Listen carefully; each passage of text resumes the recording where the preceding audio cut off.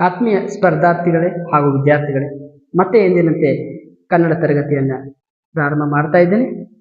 ಪಾಠದ ಮುಖ್ಯ ಧ್ಯೇಯವನ್ನು ನೆನಪು ಮಾಡಿಕೊಂಡು ಅಂದರೆ ಪ್ರಸಿದ್ಧ ಸಾಲನ್ನು ಹೇಳಿ ಮತ್ತೆ ಪಾಠಕ್ಕೆ ಬರ್ತಾ ಇದ್ದೇನೆ. ಇವತ್ತು ಆ ಪ್ರಸಿದ್ಧ ಸಾಲು ಯಾವುದು ಅಂತ ಕೇಳಿದ್ರೆ, ಉತ್ತರ ಕರ್ನಾಟಕದ ನಮ್ಮ ಗೋಕಾವಿ ನಾಡಿನ ಶ್ರೇಷ್ಠ ಮೇರು ಸಾಹಿತಿಯಾಗಿರ್ತಕ್ಕಂಥ DS ಕರ್ಕಿ ಅವರು ಬಹಳ ಜನಪ್ರಿಯ ಹಾಡನ್ನು ಬರೆದಿದ್ದಾರೆ. ಆ ಹಾಡು ನಿಮಗೂ ನಮಗೂ ಕನ್ನಡಿಗರಿಗೆಲ್ಲ ಚಿರಪರಿಚಿತವಾಗಿರ್ತಕ್ಕಂಥ ಹಾಡು ಅಂತ ಹೇಳ್ತಾ ಅದನ್ನ 2 ಲೈನ್ ಹೇಳಿ ನಾನು ಪಾಠಕ್ಕೆ ಬರ್ತಾ ಇದ್ದೀನಿ. ಆ ಹಾಡು: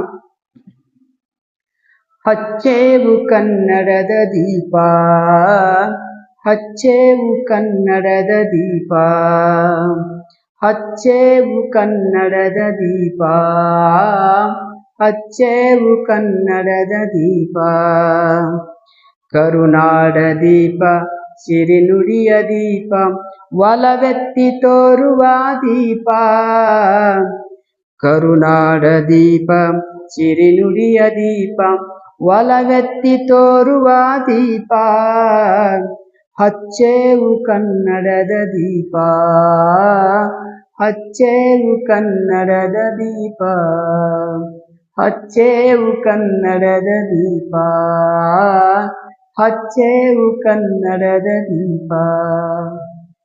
ಓಕೆ, ಧನ್ಯವಾದಗಳು. ಈಗ ಮತ್ತೆ ಪಾಠದ ಮುಂದಿನ ವಿಷಯ ಸಮಾಸಗಳು. ಇವತ್ತು ಹೊಸ ಸಮಾಸಗಳನ್ನ ಇವತ್ತು ಪ್ರಾರಂಭ ಮಾಡ್ತಾ ಇದ್ದೀನಿ. ಇಲ್ಲಿವರೆಗೆ ಸಂಧಿಗಳನ್ನು ಹೇಳಿದ್ದಾಗಿದೆ, ಕನ್ನಡ ಸಂಧಿ ಮತ್ತು ಸಂಸ್ಕೃತ ಸಂಧಿಗಳನ್ನ. ಈಗ ಸಮಾಸಗಳ ಬಗ್ಗೆ ಮಾತನಾಡುತ್ತಾ ಇದ್ದೀನಿ. ಆ ಸಮಾಸಗಳಲ್ಲಿ ಆರಂಭದಲ್ಲಿ ನಾವು ಸಮಾಸ ಅಂದ್ರೆ ಏನ ಅಂತ ಹೇಳಿ ತಿಳ್ಕೋಬೇಕು. ಅದರ ಅರ್ಥ ನೋಡಿದಾಗ 2 ಅಥವಾ ಅನೇಕ ಪದಗಳು ಅರ್ಥಕ್ಕನುಸಾರವಾಗಿ ಸೇರಿ ಒಂದು ಪದವಾಗುವುದೇ ಸಮಾಸ ಅಥವಾ ಸಮಸ್ತ ಪದ. ಸಮಸ್ತ ಪದ ಅಂದ್ರೂ ಒಂದ, ಸಮಾಸ ಪದ ಅಂದ್ರೂ ಒಂದ.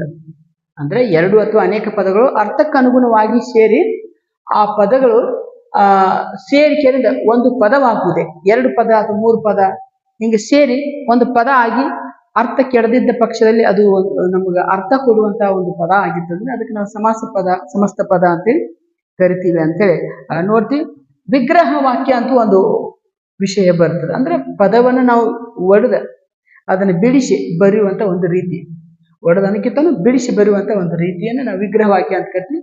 ಸಮಸ್ತ ಪದವನ್ನ ಅರ್ಥಕ್ಕನುಸಾರವಾಗಿ ಬಿಡಿಸಿದರೆ ಅದನ್ನ ವಿಗ್ರಹ ವಾಕ್ಯವೆಂದು ಕರೀತಾರೆ. ಅದನ್ನು ಬಿಡಿಸಿ ಸಪರೇಟ್ ಅಂತಿಲ್ಲ, ಹಂಗ ಮಾಡಿ ಬರೆಯುವಂತ ರೀತಿಯನ್ನು ನಾವು ವಿಗ್ರಹ ವಾಕ್ಯ ಅಂತ ಕರಿತೀವಿ. ಸಾಮಾನ್ಯವಾಗಿ ನೀವು ಕೇಳ್ತೀವಿ ಪೂರ್ವ ಪದ ಮತ್ತು ಉತ್ತರ ಪದ ಮತ್ತು ಸಮಸ್ತ ಪದ ಅಥವಾ ಸಮಾಸ ಪದ ಅಂತೇಳಿ ನಾವು ಮಾಡಬಹುದು ಅಂತ. ಅಂದ್ರೆ ಸಮಸ್ತ ಪದವನ್ನೇ ನಾವು ಉತ್ತರ ಪದ ಮತ್ತು ಪೂರ್ವ ಪದ ಅಥವಾ ಪೂರ್ವ ಪದ ಉತ್ತರ ಪದವನ್ನಾಗಿ ಬಿಡಿಸುವಂತ ರೀತಿಯನ್ನೇ ನಾವು ಕರಿತೀವಿ ಅಂದ್ರೆ ವಿಗ್ರಹ ವಾಕ್ಯ ಅಂತೇಳಿ ಕರಿತೀವಿ.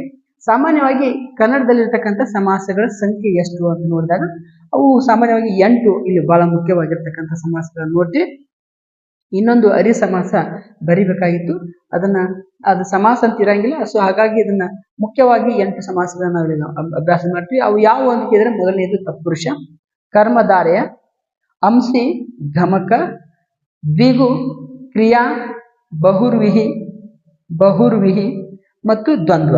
ಈ ರೀತಿ 8 ಸಮಾಸಗಳನ್ನು ನಾವು ಕನ್ನಡದಲ್ಲಿ ನೋಡ್ತೀವಿ.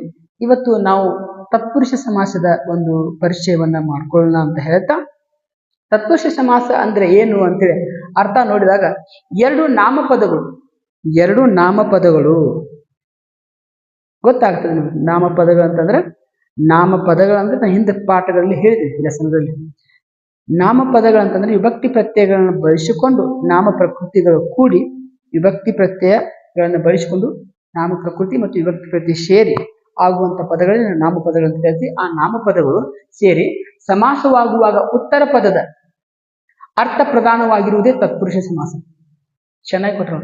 2 ನಾಮಪದಗಳು ಸೇರಿ ಸಮಾಸವಾಗುವಾಗ ಉತ್ತರ ಪದದ ಅರ್ಥ ಪ್ರಧಾನವಾಗಿರ್ಬೇಕು, ಮುಖ್ಯವಾಗಿರ್ಬೇಕು ಅಂತ ಒಂದು ಪದವನ್ನೇ ನಾವು ತತ್ಪುರುಷ ಸಮಾಸ ಅಂತ ಕರಿತೀವಿ. ಇಲ್ಲಿ ಕರಿತೀವಿ ತತ್ಪುರುಷ ಸಮಾಸ ಅಂತ ಕರಿತೀವಿ.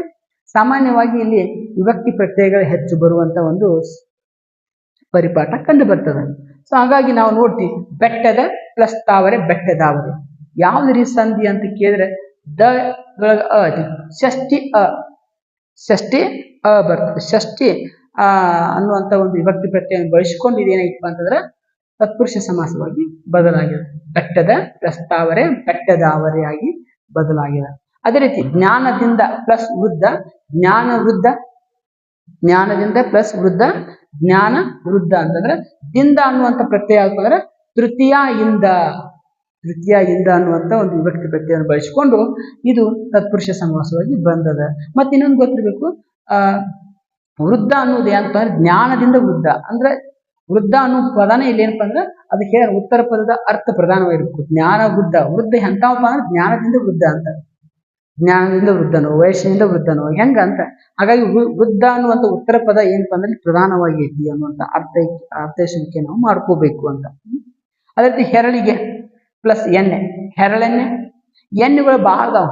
ಹಾಗಾಗಿ ಈ ಹೆರಳೆಣ್ಣೆ ಅನ್ನೋದಿಲ್ಲ, ಈ ಹೆರಳಿದು ಒಂದು ವಿಭಾಗ ಇದೆ, ಎಣ್ಣೆಗಳಲ್ಲಿ ಒಂದು ಭಾಗ ಅಥವಾ ಹೆರಳೆಣ್ಣೆ ಒಂದು ವಿಧ ಇದೆ. ಕೊಬ್ಬರಿ ಎಣ್ಣೆ ನೋಡ್ತೀವಿ, ಗಾಣದ ಎಣ್ಣೆ ಅಂತ ಏನ್ ಕರಿತಿರಲ್ಲ, ಅಡಿಗೆ ಎಣ್ಣೆ ಅಂತ ಕರಿತೀರಿ, ಈ ಹೆರಳೆ ಎಣ್ಣೆ ಅಂತ ಕರಿತೀರಿ, ಔಡಲ ಎಣ್ಣೆ ಅಂತ ಕರಿತೀರಿ, ಯಾವ್ದು ನೋಡ್ರಿ. ಹೀಗಾಗಿ ಎಣ್ಣೆಗಳಲ್ಲಿ ಬಹಳ ಪ್ರಕಾರಗಳು. ಹಾಗಾಗಿ ಎಣ್ಣೆ ಅನ್ನುವಂಥದ್ದು ಪ್ರಧಾನವಾದದ್ದು. ಹಾಗಾಗಿ ಹೆರಳೆಣ್ಣೆ ಅನ್ನುವಂಥದ್ದು ಏನಪ್ಪಾ ಅಂದ್ರೆ ಇಲ್ಲಿ ಚತುರ್ಥಿ ನೋಡ್ರಿ, ಹೆರಳಿಗೆ ಅಂದ್ರ ಚತುರ್ಥಿಗೆ ಅನ್ನುವಂಥ ಒಂದು ಪ್ರತ್ಯಯ ಬರ್ತದೆ, ಚತುರ್ಥಿಗೆ ಅನ್ನುವಂಥ ಒಂದು ಪ್ರತ್ಯಯ ಬರ್ತದೆ. ಹಾಗಾಗಿ ನಾವು ಹೆರಳಿಗೆ ಅನ್ನುವಂಥ ಒಂದು ಪ್ರತ್ಯಯವನ್ನ ನೋಡಿದಾಗ ಅಥವಾ ಒಂದು ಗೆ ಅನ್ನುವಂಥ ಪ್ರತ್ಯಯವನ್ನು ಚತುರ್ಥಿ ವಿಭಕ್ತಿ ಪ್ರತ್ಯಯನ್ನು ಬಳಸಿಕೊಂಡು ಹೆರಳಿಗೆ ಪ್ಲಸ್ ಎಣ್ಣೆ, ಹೆರಳೆಣ್ಣೆ ಅನ್ನುವಂಥದ್ದು ಸೃಷ್ಟಿಯಾಗಿದೆ. ಇದು ಈ ರೀತಿ ತತ್ಪುರುಷ ಸಮಾಸದಲ್ಲಿ ಬರ್ತದೆ. ಇನ್ನು ಪಕ್ಷದ ದಶೆಯಿಂದ, ಇದು ಕೇಳ್ತೀರಿ, ದಶೆಯಿಂದ ಪದ ಇಲ್ಲಿ ಬರ್ತದೆ, ಪಂಚಮಿ ದಶೆಯಿಂದ ಅನ್ನುವಂಥ ವಿಭಕ್ತಿ ಪ್ರತ್ಯಯಿಂದ ಬಂದದೆ.